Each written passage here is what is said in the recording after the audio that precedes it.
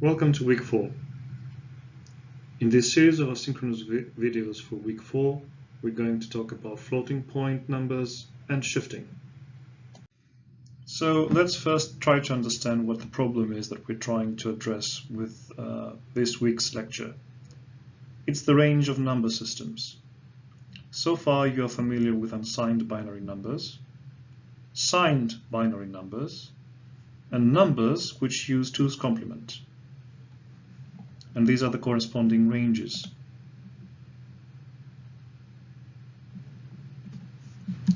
Now the question is, what happens with very big numbers like the speed of light? How many bits do you need to represent these numbers? Well, if you're using an unsigned binary number, you would need 19 bits. Or if you're using any of the other two number systems, you need 20 bits. But is this enough? Using again the example of the speed of light, if you assume a fixed point representation, the decimal point is always in the same place, and that place is after the least significant digit. Now this is not practical. And the reason why this is not practical is because you need 9 decimal digits always, since we use a positional number system. The solution is to use a floating point representation instead. Using again the speed of light, you can represent the speed of light in these 3 different ways, which unlock the decimal point position. Some definitions here. This is what you call a mantissa, and this is an exponent, and the implied base of the multiplication is 10 because we're using the decimal number system. Now you can rewrite the same number again, as you can see, each time by adding a 0 over here and by deducting one number, by decreasing by 1 the exponent over here, or by increasing the exponent and then having to move the position of the point 1 position to the left.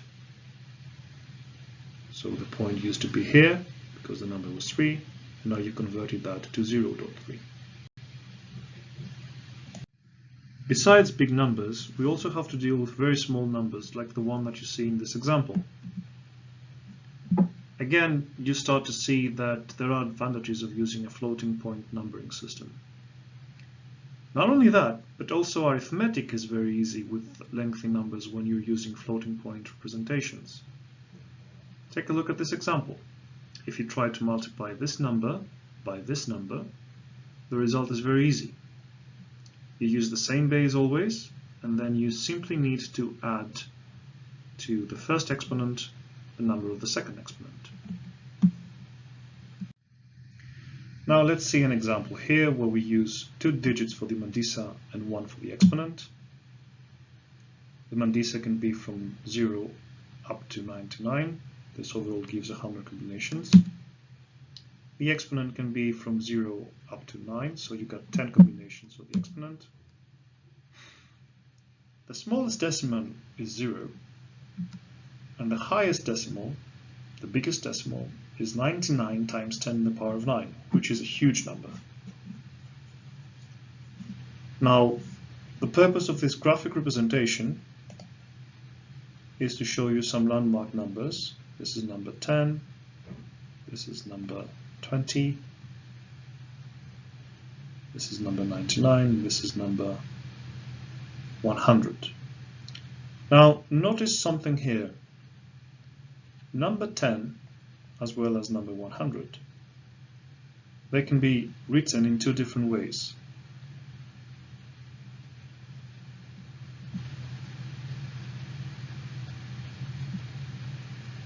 Keep that in mind because we're going to return to that and comment further on in the following videos.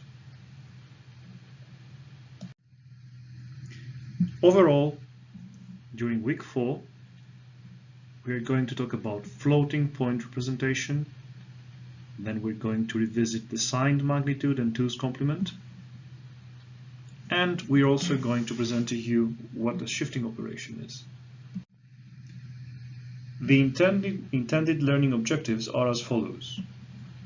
After the end of this series of asynchronous videos, you should be able to understand how useful floating point representation is. You should be able to differentiate between cyclic and logic shifting. You should be able to understand how logic shifting translates into arithmetic operations. You should be able to know how to maintain the sign bit in 2's complement when shifting left or right.